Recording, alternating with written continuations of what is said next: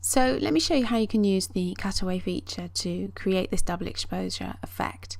So grab your first bit of footage that you want. So let's say we take this bit here and pop it down into your timeline. And then you need to find the piece that you want to layer on top of it. So I'm just going to pick this one here just for the example. I can't remember which one I actually chose.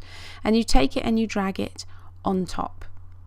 And then you can adjust the length of it. You can have it fit exactly, or as you see here, I've got this one bit covering a few bits of footage. So, have a play around with it. There was no kind of real method. I just went with which bits of footage worked on top of the other, and that depends on the kind of composition and what's happening in the frame.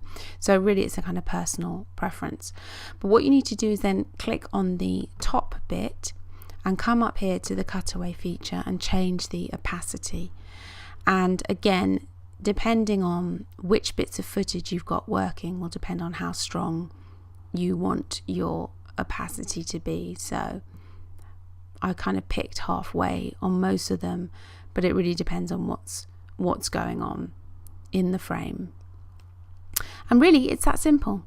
So you're just dragging in on top of other footage and changing the opacity.